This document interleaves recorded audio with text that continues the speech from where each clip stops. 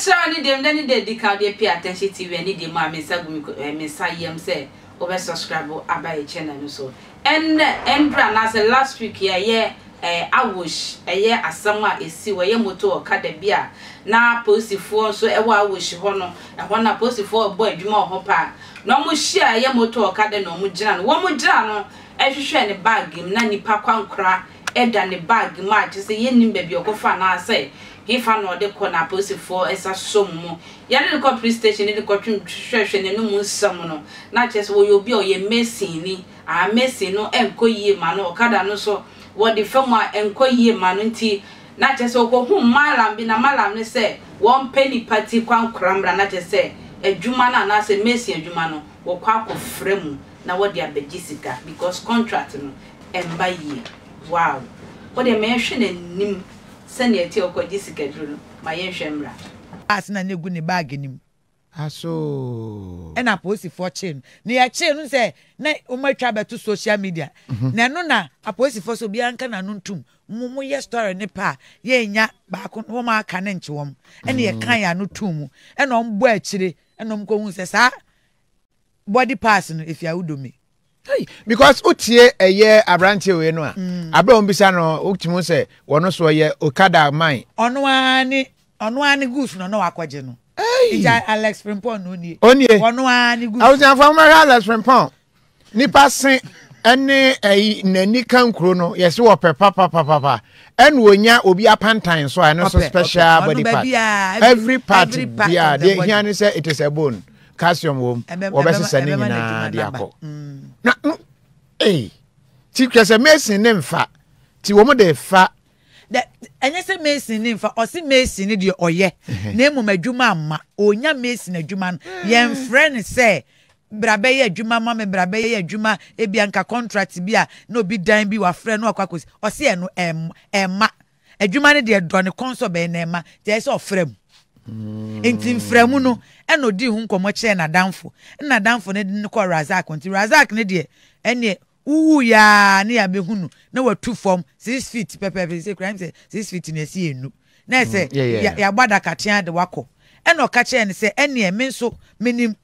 fetish priest bi konfo bi obetimi aboa ena ne ko na nata ho ena nata say we mete ne tedi ama pe ni pass bra ena say ene onua dia wo ye dia me giri say dia benya bia mam enti spare parts na wakoto 600 Ghana ni pass aboso kan awudo me ho no wakope nipa dodom ene nipa ni achi ne sa niama ne hina no 600 Ghana akwa say na danfo ales wo aboa na odwuma hu we human body pass 600 Ghana we na danfo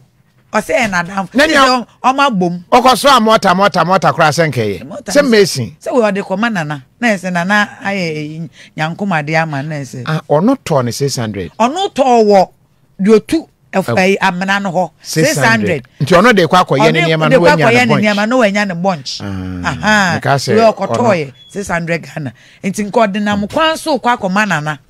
ena posi ni bi Eric no wonu so gina wo shi no bi ni moto twema mo ntwema e bu se moto no yesi na number plate bia mo ho ene yes search na so obi bi ni bag me maduane kra na me de kwa koma mo school ene so de ma me hwe o ma na duane o ye bie ma na se ni eguma ni gum on fa tra sen on fa tra kebe ne ache no they say aposi for se nana ye declare nanata ba nanata enwane ono nanata de wadwane nanata adwane konfo a wadwane me ni bebe akote so se bosum na chi so dia ti nanata aposi for e de ya beche se de ya di tu e de ya beche na e bra Alex Poposi ehia no a wo ye ni we no o chi na e de on ba akote ne no na de se de ni se we na say ankokọ akoye na we nya anye no but until say na charge for possessing human body parts human body parts without permission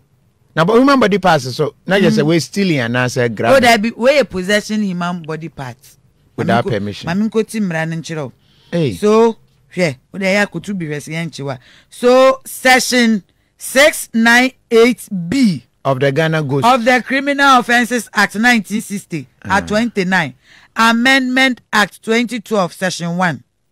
nti ukotu nipa body passa ya ma kwan se say aposi for chese ye be omo be kwa udomi ni yakwa akohwe ni otu eyi no